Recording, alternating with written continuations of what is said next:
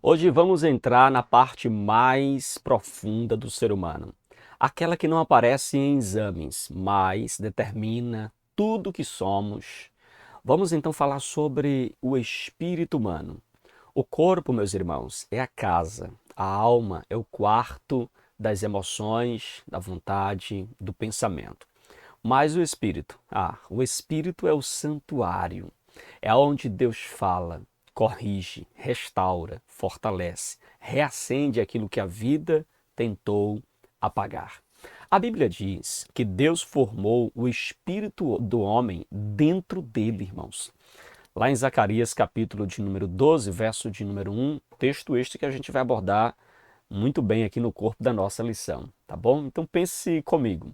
Deus não apenas criou os céus, os mares, as estrelas. Ele tocou em mim e em você. Ele soprou dentro de você. Ele colocou em você uma centelha da eternidade. O Espírito é o âmago, é a parte onde a vida começa, é o lugar onde nasce a fé, onde o pecado tenta se esconder e onde a adoração verdadeira, ela nasce, ela floresce. É por isso que na lição de hoje nós vamos entender como Deus nos concedeu o Espírito, como o pecado tenta enraizar-se nele e como a regeneração nos faz viver e adorar em espírito e em verdade. Então prepare o seu coração para uma imersão profunda na lição de hoje.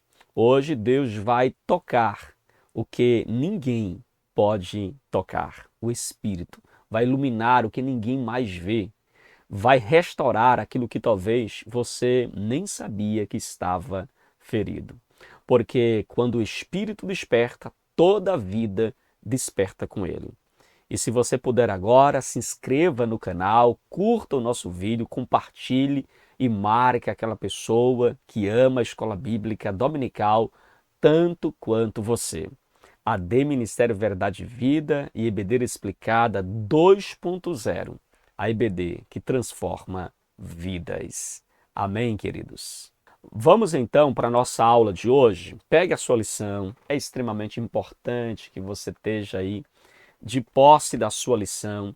É importante que você também se disponha, meus queridos irmãos, da Bíblia, de papel, de caneta. E olha, diga-se de passagem, hoje a gente vai consultar muitos textos bíblicos aqui, tá bom? Muitos textos bíblicos. Já quero deixar até minha Bíblia aqui pertinho de mim, porque o nosso autor faz menção de algumas passagens bíblicas que penso eu ser extremamente importante a gente consultar, meditar nelas, trazer aqui para você a compreensão e pontuar aquilo que o autor, o link que o autor faz.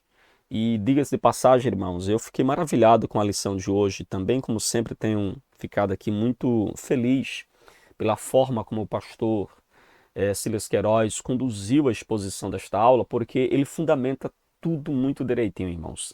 Cada ponto abordado muito bem fundamentado a partir dos textos das Escrituras. E se você tiver, ou se dar aí, ao trabalho e ao direito de olhar para a lição, olhar para as passagens bíblicas da mesma forma que eu estou olhando, lendo elas, pontuando, fazendo a devida análise dos textos, você perceberá que é uma aula muito bem fundamentada. Na aula de hoje, nós iremos então falar sobre o espírito, o âmago da vida humana. Irmãos, é uma lição muito boa, viu? Muito rica, e vamos juntos então meditar aqui nessa passagem da palavra de Deus e também na lição que nós estamos a estudar. Queridos, eu quero chamar aqui a sua atenção, em primeiro lugar, para o nosso texto áureo, tá bom?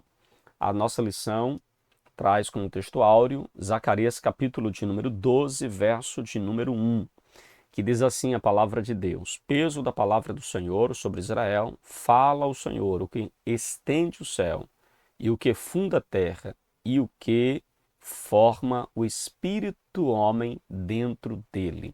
Olha aqui, que forma o espírito do homem dentro dele. A gente vai falar desse texto lá na frente, tá bom? Na nossa exposição da lição. Verdade prática. Uma vez livre, nossa alma recebe vida espiritual e dirige nosso corpo para adorar e servir ao Criador. Veja, uma vez livre, nosso espírito, então, tendo esse contato com Deus, nossa alma recebe vida espiritual, irmãos, e dirige aí o nosso corpo para adorar e louvar ao nome do Senhor. E aí a nossa leitura bíblica em classe, nosso autor faz menção de 4 textos da palavra de Deus que eu quero ler com os irmãos. Primeiro, Gênesis capítulo 2, verso 7. Todos esses textos nós iremos abordar no corpo da nossa lição, tá bom? A gente vai ler, depois a gente vai reler e vai pontuar aquilo que é importante que diz respeito à nossa aula de hoje. Então, Gênesis capítulo 2, verso de número 7 diz assim: E formou o Senhor Deus o homem do pó da terra, e soprou em seus narizes o fôlego da vida, e o homem foi feito alma vivente. Já o texto de Eclesiastes, capítulo de número 12, verso de número 7, diz assim: E o pó volte à terra, como era, e o espírito volte a Deus que o deu. Zacarias capítulo 12, verso 1, texto que nós acabamos de ler na leitura do texto áureo, diz assim: Peso da palavra do Senhor sobre Israel, fala o Senhor, o que estende o céu e o que funda a terra, e que forma o espírito do homem dentro dele. João capítulo 4, verso 24, Deus é espírito, e importa que os que o adorem, ou adoram, o adorem em espírito e em verdade. Então, esses textos, fiquem tranquilos, nós iremos abordar dentro do corpo da nossa lição, tá bom? A nossa lição tem 3 objetivos, irmãos. Primeiro, o primeiro objetivo da nossa lição é expor que o espírito humano foi concedido diretamente por Deus como parte essencial da natureza humana, capacitando o ser humano a ter comunhão com o Criador. Segunda ênfase, segundo objetivo da nossa lição, enfatizar que o pecado pode enraizar-se no espírito, gerando atitudes como soberba e inveja. E, por fim, mostrar que a regeneração espiritual é a base para uma vida de adoração genuína, vivida em espírito e em verdade. Então, a nossa lição, ela será dada com o objetivo de cumprir esses 3 objetivos da nossa lição: expor, enfatizar e mostrar, tá certo? A questão do espírito, a questão então desta parte imaterial do homem, tão importante para a nossa compreensão espiritual, tá bom? Então vamos agora, já adentrando aqui na nossa lição de hoje, indo já para os nossos primeiros tópicos. Nosso autor faz aqui na introdução uma ponte, né? Até agora abordamos a questão do corpo, a questão da alma, e abordamos a alma nos seus 3 aspectos: emoção, intelecto e vontade. E agora nós iremos falar sobre o espírito, ok? Vamos falar sobre o espírito, e nosso autor traz como tema espírito, o âmago da vida humana. E eu quero, irmãos, então já adentrar com os irmãos no nosso primeiro ponto da nossa lição, o sopro divino, a concessão do Espírito.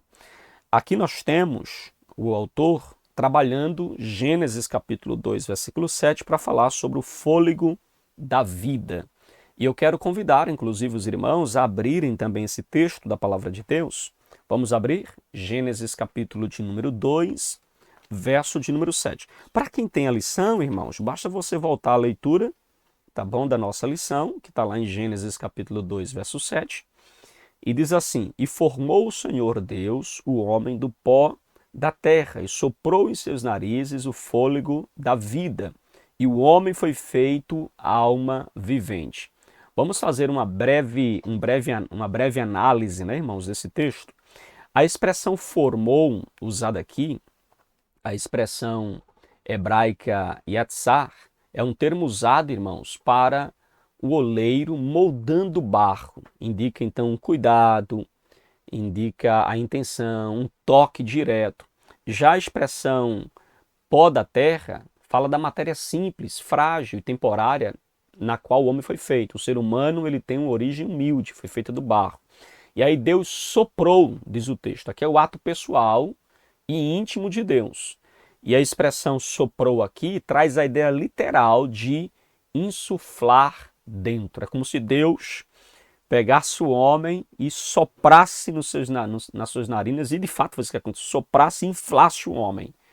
E aí veja que não foi uma palavra dita, ele não diz haja fôlego, mas é um gesto divino de insuflar no homem a vida. E aí a Bíblia diz que soprou nos seus narizes o fôlego da vida. A expressão fôlego da vida aqui mostra a centelha espiritual, ou seja, o princípio da vida que procede de Deus. E é agora que o texto diz, e o homem foi feito alma vivente.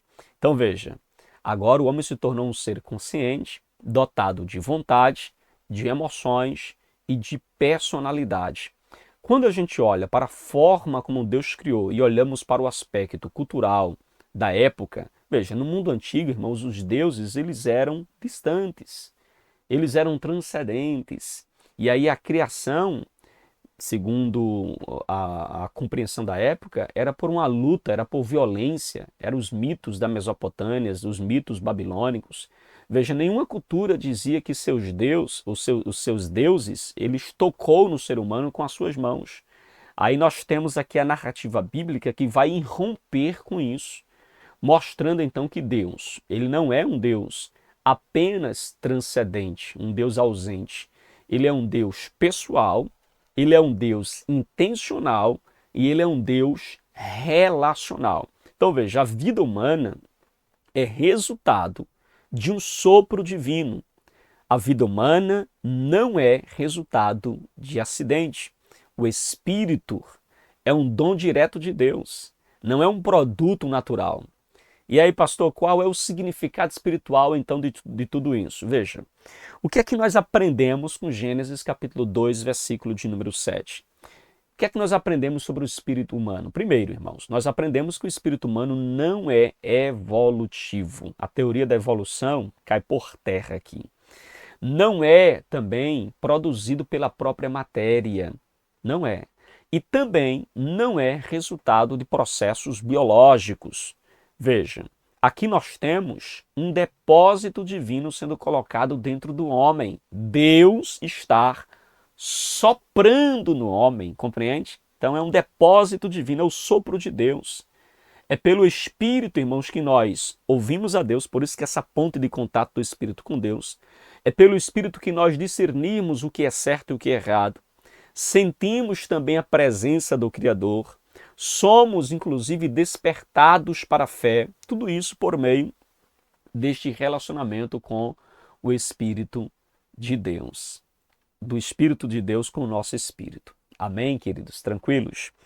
E agora, o nosso autor, ele vai trabalhar a singularidade do Espírito. Irmãos, esse tópico aqui está fantástico. A singularidade do Espírito. Vamos falar um pouco sobre a alma versus o Espírito. E aí a gente precisa voltar para alguns textos da Palavra de Deus. E o nosso autor começa aqui citando Zacarias capítulo 12, verso de número 1, que está na nossa leitura, que fala que Deus formou o espírito do homem dentro dele. Olha que coisa interessante, queridos. O espírito, ele é uma criação direta de Deus. O texto é claro, Deus formou o espírito do homem dentro dele. É interessante que quando nós pegamos a palavra formou, ou a palavra forma aqui, é a mesma palavra hebraica lá de Gênesis capítulo 2, versículo 7. A palavra hebraica yatsar. É o mesmo verbo.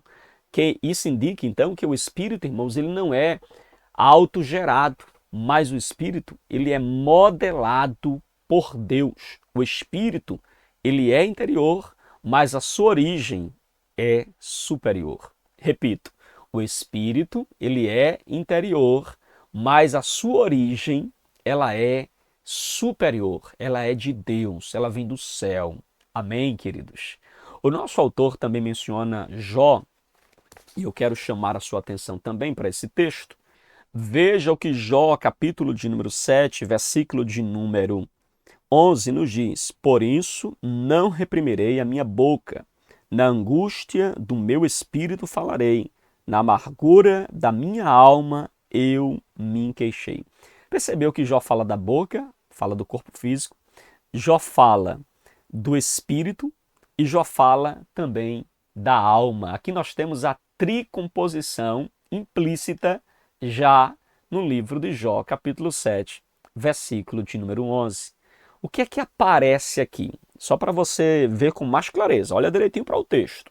Aparece o corpo, quando ele fala da boca, aparece o espírito, quando ele fala da angústia profunda no espírito, e aparece também a alma, quando ele fala das suas emoções. Então veja, olhando para esse texto de Jó, percebemos que Jó sabia que a alma sente, o corpo expressa esse sentimento e o espírito ele sofre ou ele é fortalecido nessa dimensão mais profunda do ser humano. Compreende? Então é isso que Jó ele nos aponta aqui. Olha que interessante, né, irmãos? Já ali nos primórdios ainda, Jó, se você levar em consideração que o livro de Jó, ele é um livro, e Jó é um contemporâneo ali da época de Abraão, então veja, já nos primórdios, lá atrás, Jó já tinha esse entendimento. Agora veja, nosso autor também cita aqui Hebreus capítulo de número 12, verso de número 7. E o pó volte à terra como era, e o espírito volte a Deus que o deu. Veja, aqui nós temos também, mais uma vez, o texto falando de espírito, falando do pó, falando do corpo. Então veja, a expressão volte é a expressão que significa retornar ao ponto de origem. Deus deu e agora está voltando para Deus. Veja que o espírito não pertence à terra, o espírito pertence a Deus e por isso voltará para Deus.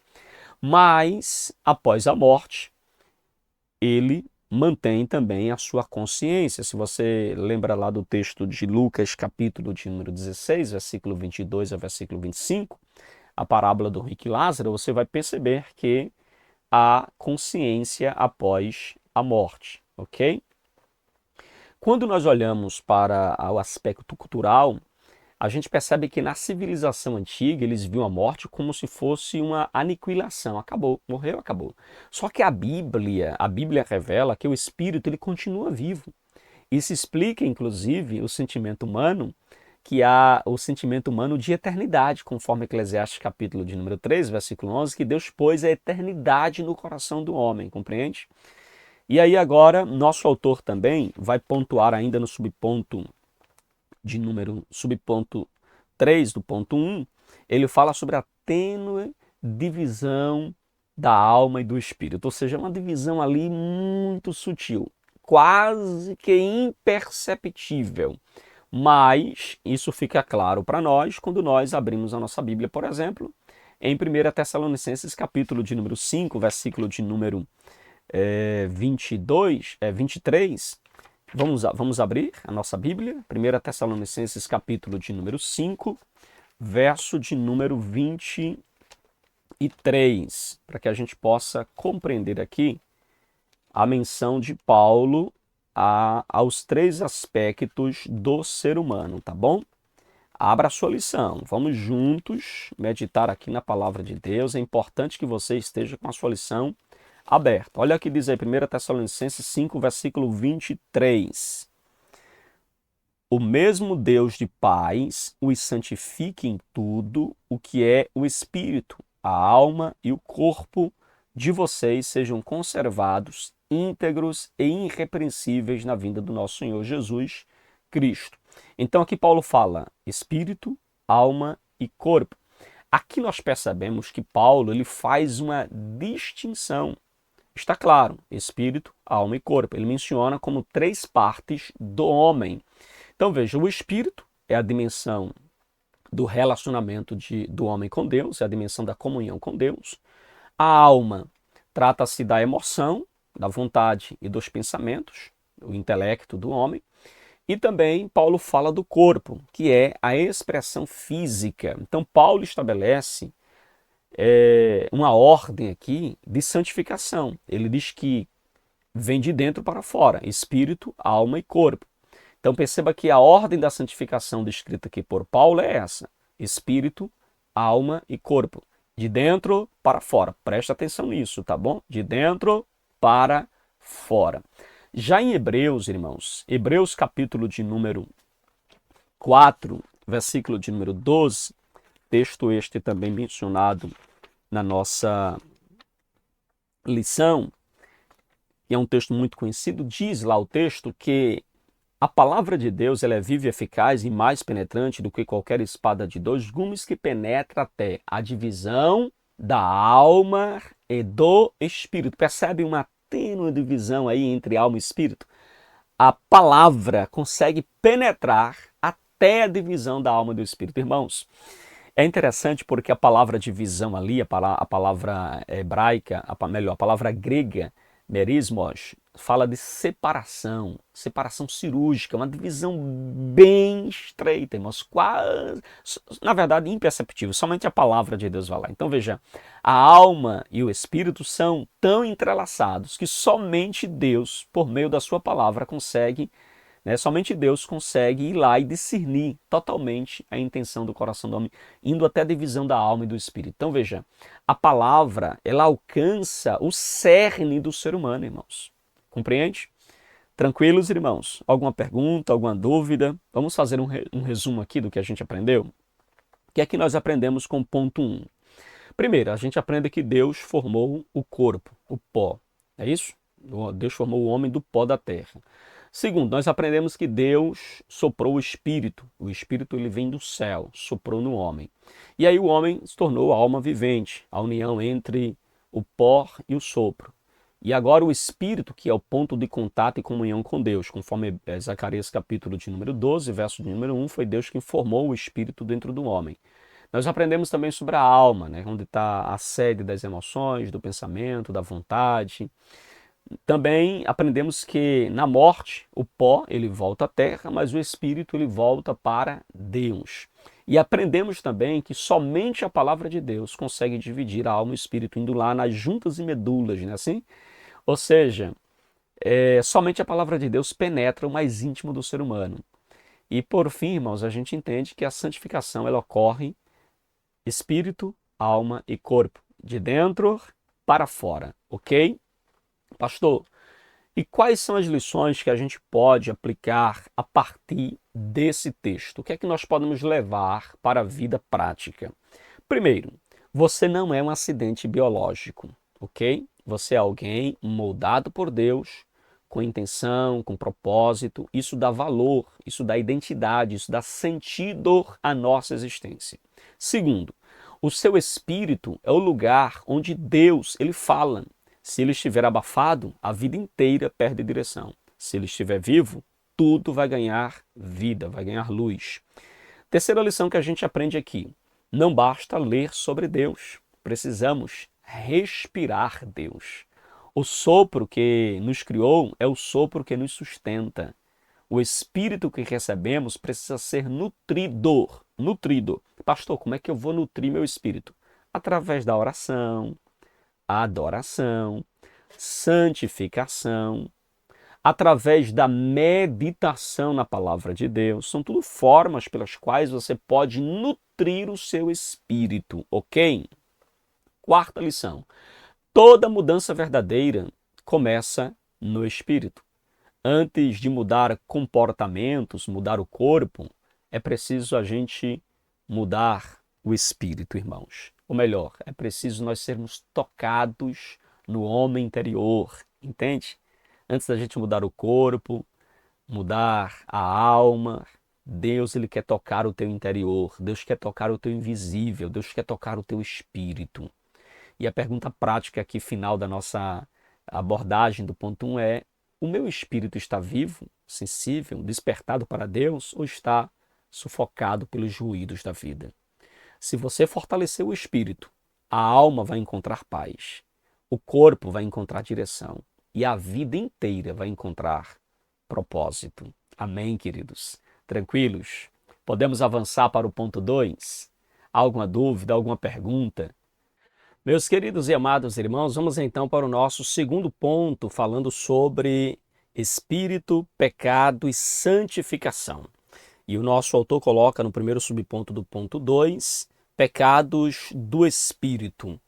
A dimensão mais oculta, irmãos, do pecado está exatamente no espírito. Eu gostaria de chamar a sua atenção para que nós possamos meditar em alguns versículos da palavra de Deus, a começar de Provérbios, capítulo de número 16, verso de número 18, onde a palavra de Deus ela vai nos dizer, irmãos, que a soberba precede a ruína e a altivez de espírito a queda.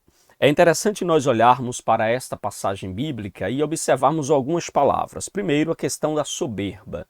A soberba aqui é uma expressão hebraica que significa arrogância. É uma referência que nos traz a ideia de uma arrogância inflada, de uma exaltação própria. E o autor, então, vai mencionar que a soberba, ela precede a queda, irmãos. E também vai falar sobre a altivez de espírito.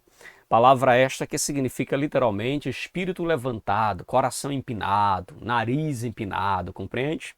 É o pecado que nasce dentro do ser humano. Antes de qualquer atitude externa, ele está presente lá no espírito do homem. Antes de ser visto fisicamente, já está presente no espírito. Já em 1 Timóteo, capítulo de número 3, versículo de número 6, Paulo vai falar também de um outro tipo de pecado, irmãos, que é extremamente perigoso e que a gente precisa ter muito cuidado. São pecados também do espírito. Abra sua Bíblia, por favor, em 1 Timóteo, capítulo de número 3, verso de número 6. Abra sua Bíblia. Olha o que diz a palavra de Deus. 1 Timóteo, capítulo 3, verso de número 6. Que o bispo não seja recém-convertido, para não acontecer que fique cheio de orgulho e incorra na condenação do diabo. A minha Bíblia aqui, a NAA, ela usa a expressão fique cheio de orgulho. Algumas versões diz para que não venha se ensoberbecer e venha assim cair na condenação do diabo. O que é que nós temos aqui, irmãos? A palavra ensoberbecer ou cheio de orgulho é uma palavra grega que significa ficar envolto em uma fumaça. É uma pessoa que fica confusa porque está num ambiente ofuscado, sem visão. Então, o soberbo, ele perde a visão espiritual, meus irmãos. Literalmente isso. É o que o texto de 1 Timóteo, capítulo de número 3, versículo 6, está nos ensinando. Já o texto de Provérbios, capítulo de número 15, abra aí, Provérbios, capítulo de número 15, verso de número 25, irmãos. Olha o que diz aqui, Provérbios, abra sua Bíblia. É importante que a gente venha sempre consultando o texto sagrado para melhor entendermos a nossa lição, tá bom? Provérbios, capítulo de número 15, verso de número 25, diz assim, ó, a palavra de Deus. O Senhor derruba a casa dos orgulhosos, mas preserva a herança da viúva. Olha que interessante. O Senhor destruirá a casa dos soberbos. Deus está dizendo aqui que vai expor os arrogantes. Então Deus, ele se opõe, irmãos, ativamente aos arrogantes. Deus diz que vai derrubar a casa dos orgulhosos. Então o soberbo, ele atrai o juízo de Deus. Da mesma forma que aqueles que são humildes atraem o cuidado do Senhor. Amém, queridos? Então nós temos aqui o pecado de espírito, ou pecado do espírito, que dentro de um contexto da Bíblia, a Bíblia mostra os 3 níveis de pecados, ou seja, o pecado no corpo, são as ações visíveis, o pecado na alma, que é uma referência a sentimentos e pensamentos, e também é o pecado do espírito, que é as motivações profundas, as intenções, o orgulho, a inveja. O pecado do espírito, irmãos, ele é mais silencioso, é mais difícil de você perceber, compreende? Porque ele está mais oculto, ele é mais devastador também, tendo em vista a dificuldade da gente diagnosticar.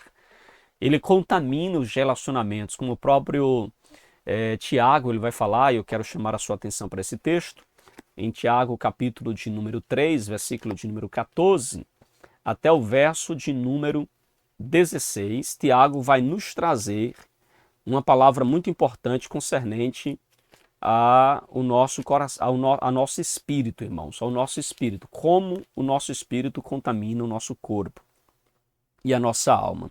Olha o que diz então Tiago capítulo 3, versículo 14.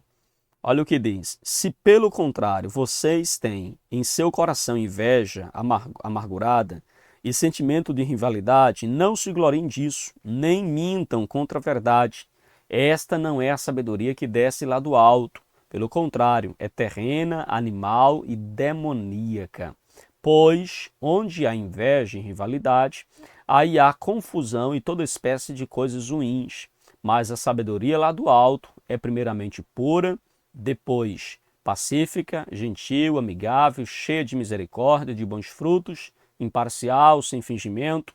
Então veja que aqui Tiago ele nos mostra literalmente que o pecado do espírito contamina os nossos relacionamentos. Ele fala de inveja amarga, ele fala de um sentimento faccioso, ele fala aqui de confusão, ele fala de coisas, irmãos, que começa lá no interior, que começa lá dentro do coração, lá dentro do nosso espírito. E aí quando a gente faz uma contextualização com o texto lá de Neemias, capítulo 4, versículo 1, versículo 8, Neemias versus Sambalate, Tobias e Gesem, eles representam essa descrição feita por Tiago, a soberba ferida, a inveja da obra de Deus, o corpo agindo porque o espírito ele está adoecido. É o que nós percebemos literalmente aqui em Tiago, acontece lá em Sambalate, Tobias e Gesem. Veja, o contexto histórico de Jeremias mostra que Jeremias está reconstruindo a cidade de Jerusalém. Então a obra não é uma questão, a obra que Neemias está fazendo, não é uma obra política, mas é uma obra espiritual. E o inimigo ele não atacou primeiro com espada, com armas físicas visíveis, mas atacou com orgulho, com escárnio, com difamação.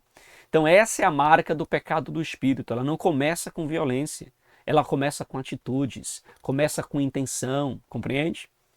Ela começa com um veneno silencioso. É por isso, irmãos, que é importante você ter maturidade para reagir a esse tipo de pecado de alguém que está com o espírito doente. Neemias reage com oração, Neemias reage com vigilância, Neemias reage com humildade, sem entrar literalmente na disputa do ego daqueles que têm o coração doente ou o espírito doente. Então, irmãos, Neemias, ele é literalmente o retrato do espírito saudável, de alguém que tem um espírito com saúde, compreende? E aí o nosso autor agora, ele vai falar também sobre as raízes do pecado. Veja, o nosso autor, ele vai nos mostrar que o pecado se esconde, irmãos, se esconde exatamente no espírito. É lá que está a raiz do pecado, é onde começa, é de onde brota, irmãos. O pecado tem sua origem no espírito. E aí o nosso autor cita o texto de 1 Tessalonicenses, capítulo 5, versículo 23, em primeiro lugar, exatamente para falar sobre a ordem em que o pecado se apresenta na nossa vida. E a ordem não é aleatória. 1 Tessalonicenses 5, versículo 23, Paulo fala de espírito, alma e corpo, falando do processo de santificação. Então veja, a santificação, ela não acontece de fora para dentro, mas ela acontece de dentro para fora. Compreende? O pecado também se organiza nessa mesma ordem. O pecado nasce o espírito, né? Assim, o pecado nasce no espírito, nasce ali o orgulho, a altivez, depois ele vem para a alma, vai se enraizando, e aí surgem as emoções contaminadas, a ira, a inveja, o rancor, o ódio. E como é que esta alma vai materializar este pecado? Através do corpo. Aí vem as ações pecaminosas, irmãos. É exatamente o oposto da criação. Na criação, Deus pegou o barro, o pó, formou o homem, depois soprou no homem o fôlego de vida. E a queda atua do espírito para a carne. Deus atuou criando o homem da carne, do físico para o espiritual. Compreende?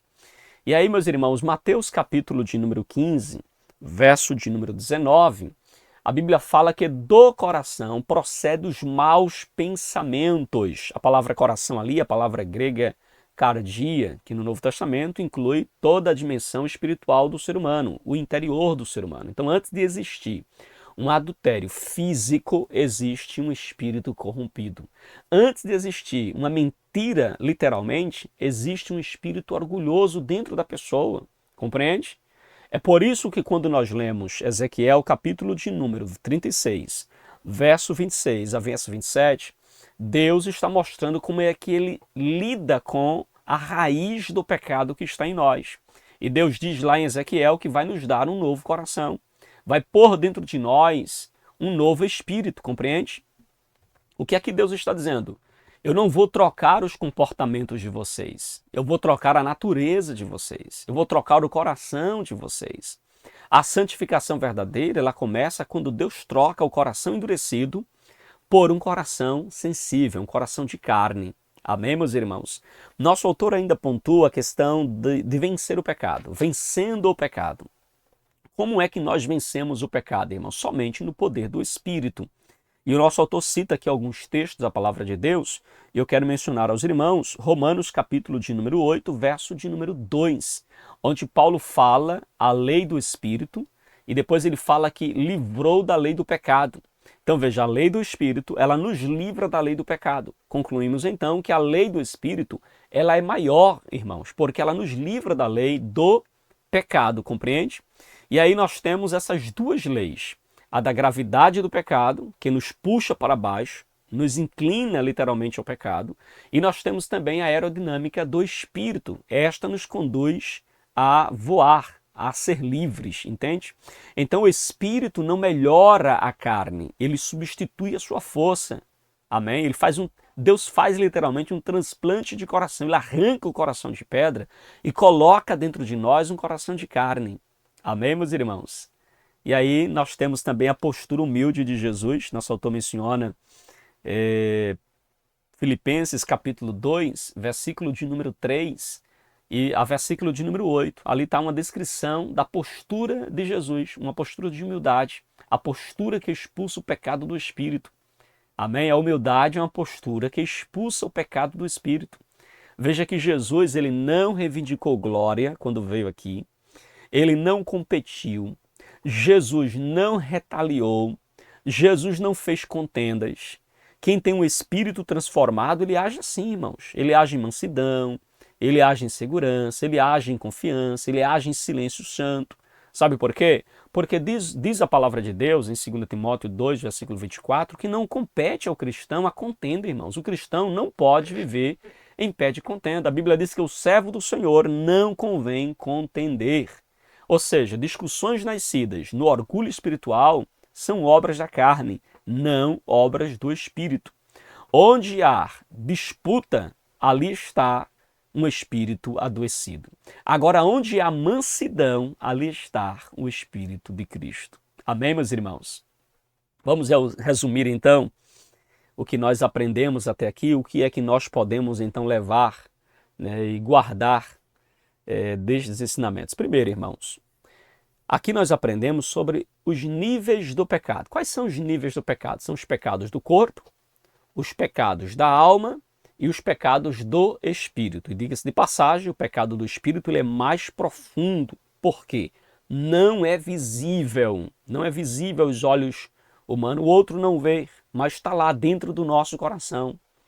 É semelhante ao caso, irmãos, por exemplo, quando a gente vai para o médico sentindo alguma dor ou algum problema no corpo, e aí o médico faz uma bateria de exames e depois de vários exames, ainda assim não descobre a causa do problema. Da mesma forma são os pecados do espírito, é difícil de detectar, eles estão escondidos, ele é a raiz, sabe? E a gente precisa ter muito cuidado. E qual é então o processo da queda, conforme nós aprendemos aqui na nossa lição?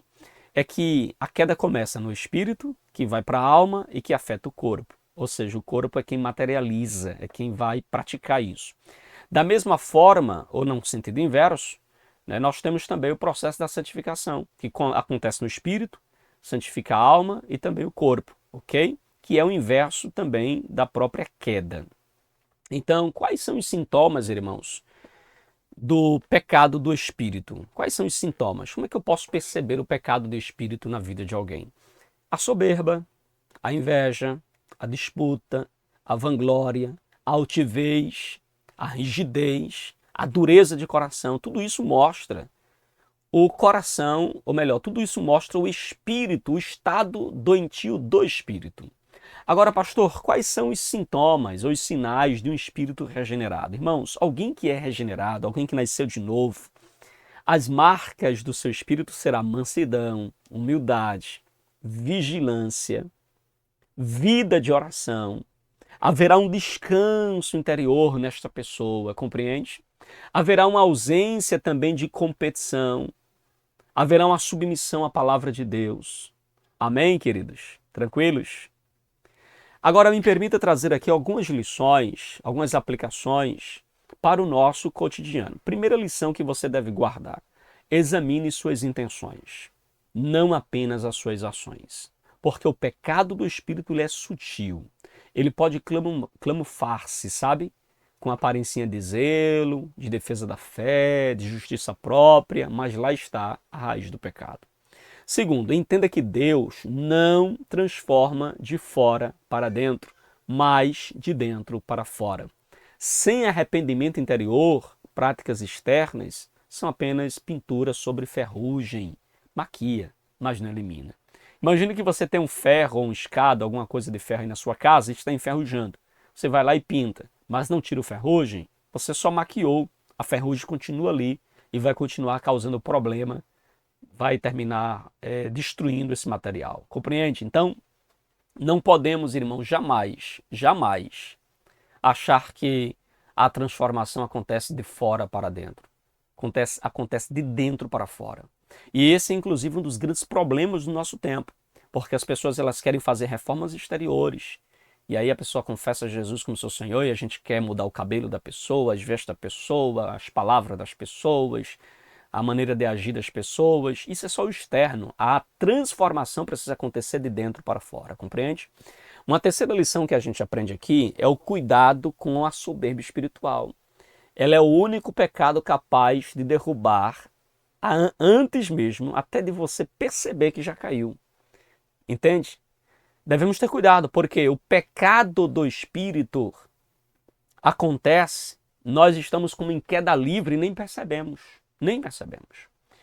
Uma outra lição que a gente aprende é busque humildade deliberada, irmãos. Viva de forma humilde. Não espere ser humilhado.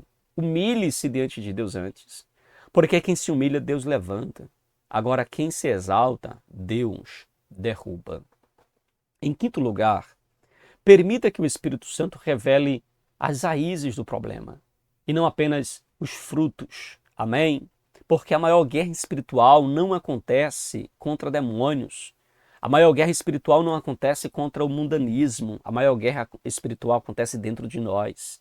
Essa batalha interna. Amém, meus irmãos? O meu maior problema é o pecado que os outros veem ou será que é aquele pecado que somente Deus está vendo? Amém, meus irmãos? Tranquilos? Reflita nisso, viu? Amém? Podemos ir para o nosso terceiro ponto? A sinopse do ponto 2 diz assim: o pecado pode enraizar-se no espírito e a verdadeira santificação começa no interior, pela ação transformadora da graça de Deus.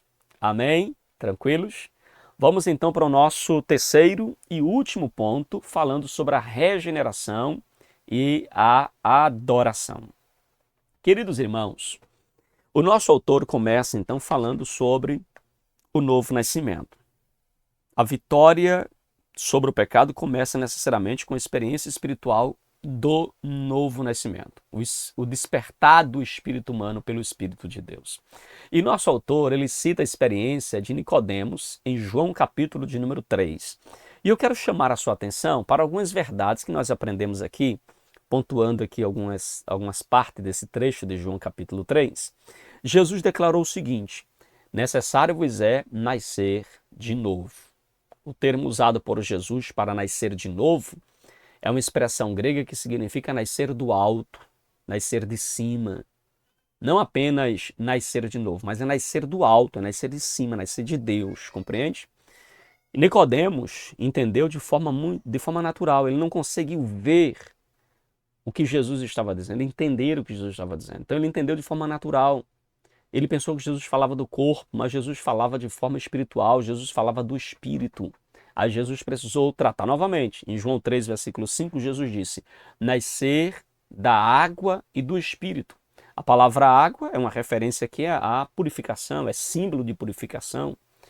E nascer da água e do espírito, aí o espírito aqui fala do princípio de vida divina dentro do homem, fala de nascer do espírito de Deus. É ele quem faz de nós uma nova criatura. Jesus está, na verdade, ecoando o texto de Jeremias, o texto de Ezequiel, irmãos, capítulo 36, onde Deus fala que nos daria um novo coração. Porém, dentro de vós o meu espírito, compreende? Já em João capítulo de número 3, versículo 6, Jesus fala mais uma vez: o que é nascido da carne é carne, e o que é nascido do espírito é espírito. Aqui Jesus faz um trocadilho, não é assim? Quem é nascido da carne, nascido da mulher biologicamente, do homem biologicamente, é apenas ser humano biológico, ser humano carnal. E aqui falando do corpo físico, literalmente. Mas quando ele fala quem é nascido do espírito, aí ele fala do espírito de Deus e espírito humano. Quem é nascido do espírito é espírito, ou seja, a carne gera carne, ok? A religião gera ritos. O espírito gera vida espiritual. Nicodemos conhecia. Ele conhecia a lei, ele conhecia a tradição. Nicodemos conhecia os rituais, mas não conhecia o novo nascimento. O que Jesus está dizendo para Nicodemos é: não basta frequentar igreja, templo, sinagoga, Nicodemos. É preciso renascer, é preciso nascer de novo, Nicodemos. Amém, meus irmãos? E aí o nosso autor, ele cita também o texto de Efésios, capítulo 2, verso 1 a verso 6, que fala sobre a morte espiritual e a ressurreição interior provocada pelo Espírito Santo. Então Paulo afirma que ele vos deu vida, estando vós mortos em vossos pecados e delitos. A palavra mortos aqui é a palavra grega necros, de onde vem aí também a nossa palavra em português necrotério, né? E aí segue. Então veja, a palavra significa morto, incapaz, sem reação. Então, aqui Paulo está falando que o espírito humano, antes da regeneração, ele estava literalmente morto para Deus. E aí a regeneração faz 3 movimentos em nós. O verso 5 diz, ele vivificou, né, assim, ou seja, traz vida espiritual. O verso 6 diz que ele ressuscita, ou seja, levanta para uma nova realidade. Ou seja, ele nos faz agora assentar com Cristo, estar diante de Cristo, nos dá uma nova identidade espiritual, uma nova identidade celestial, compreende? Então veja, a regeneração não é ajuste moral, é ressurreição interior. Quando a gente olha para o contexto histórico da época, os fariseus, como Nicodemos era, mestres da lei, eles eram rígidos, irmãos, no que diz respeito à moral, rígidos moralmente. Eles eram muito disciplinados na sua religião, mas infelizmente eles eram mortos de espírito. Eles tinham informação bíblica, eles tinham forma religiosa, eles tinham zelo externo, mas infelizmente não tinham o espírito da vida, não tinham nascido de novo.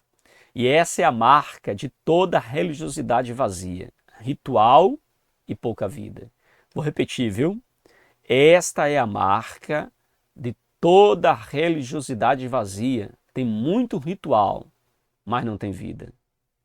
Tem muitas regras, não faça isso, não faça aquilo, vá para lá, vá assim, tem que ser assim, tem que ser assado. Tem muitas regras, mas não tem vida.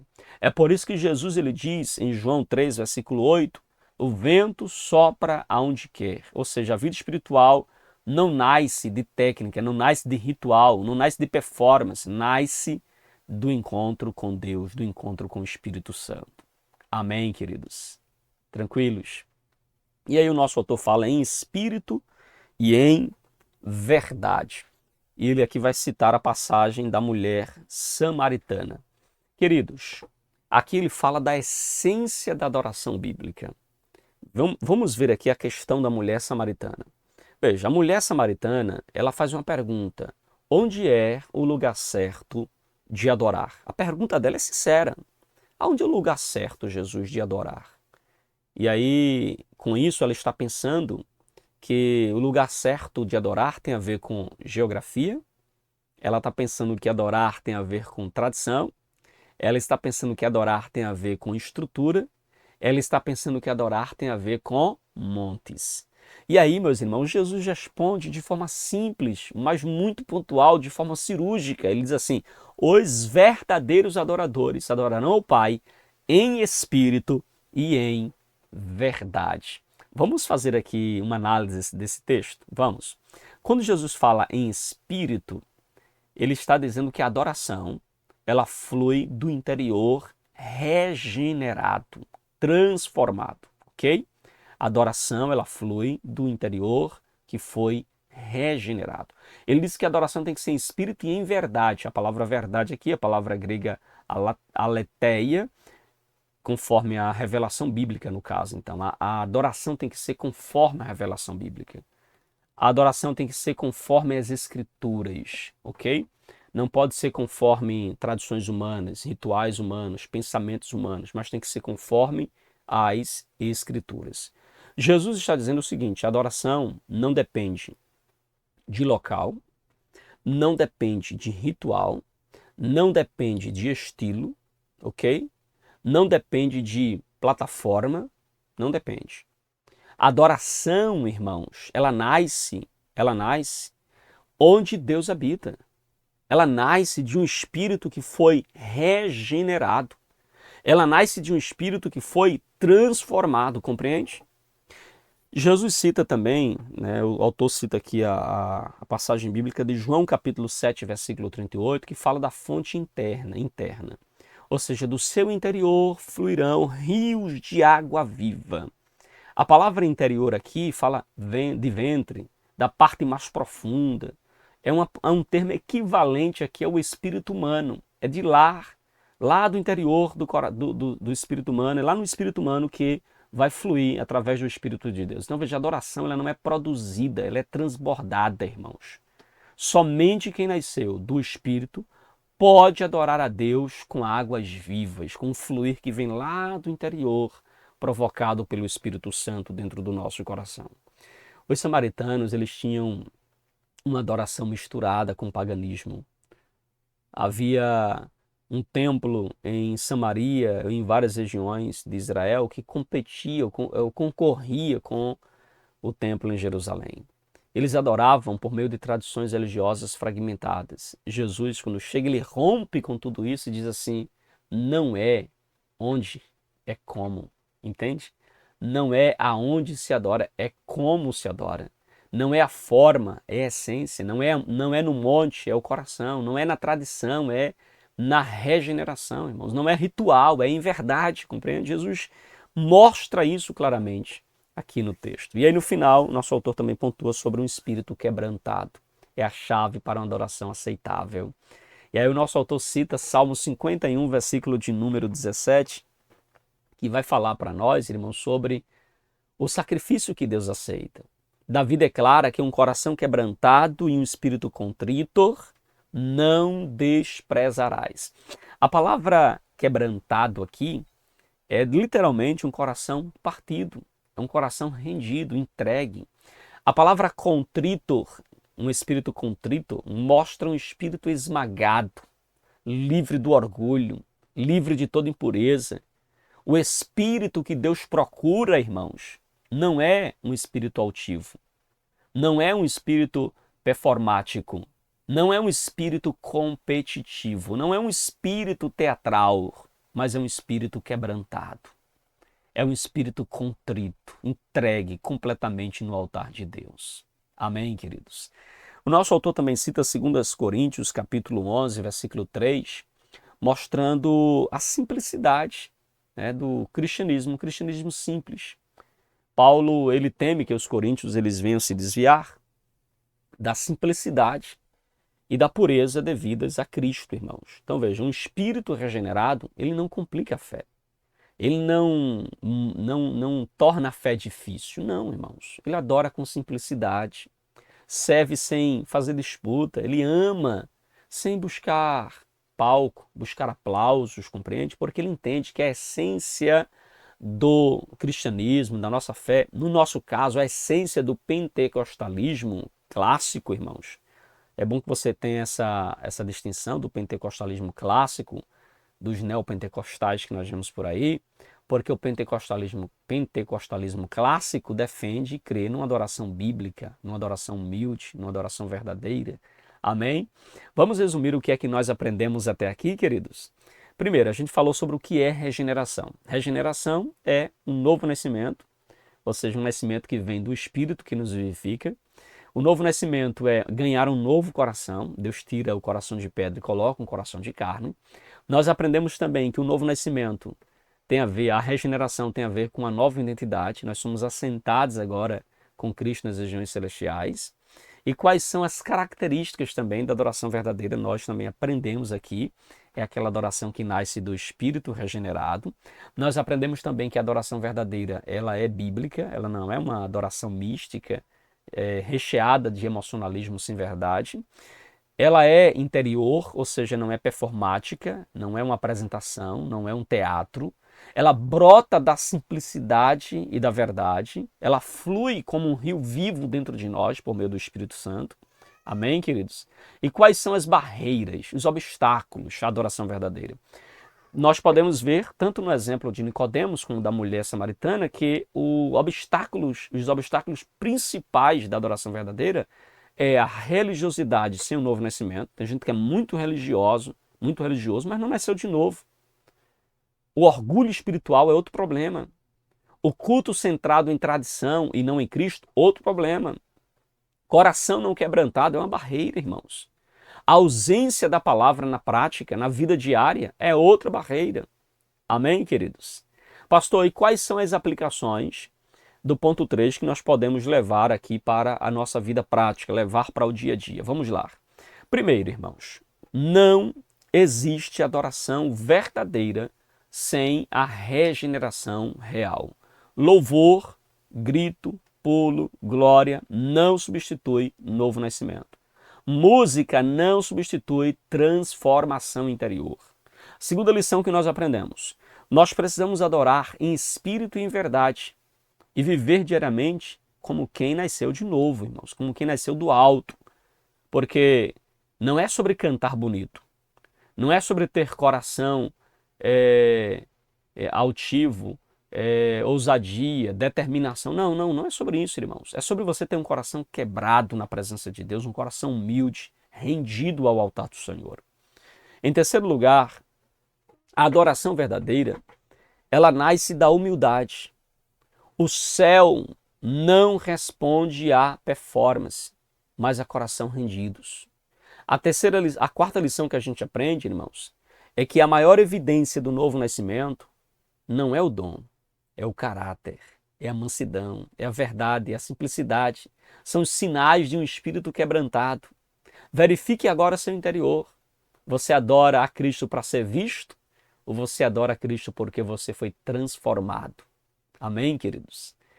E a sexta lição: quando o espírito é regenerado, a adoração deixa de ser obrigação e se torna respiração.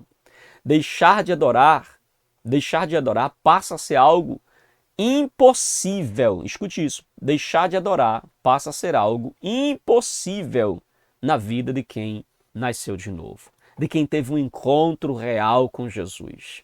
Amém, queridos? Que Deus em Cristo nos ajude, meus irmãos, a aplicar essas verdades em nosso coração, tá bom?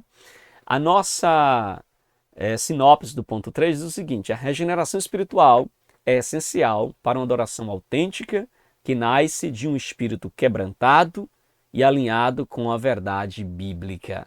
Amém, meus irmãos? E aí a frase que eu sempre coloco para os irmãos aqui no término: o Espírito é o ponto onde Deus nos encontra e onde toda a transformação acontece.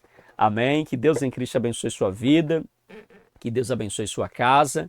Muito obrigado pelo carinho da sua audiência, obrigado por você ter ficado conosco até aqui, tá bom? Que Que Deus abençoe você. Meus queridos irmãos, chegamos ao finalzinho então de mais uma pré-aula, de mais uma aula aqui do seu canal EBD Explicada 2.0. Que Deus abençoe sua vida, uma excelente aula em nome de Jesus, tá bom? Fique na paz e até a nossa próxima aula, permitindo Deus.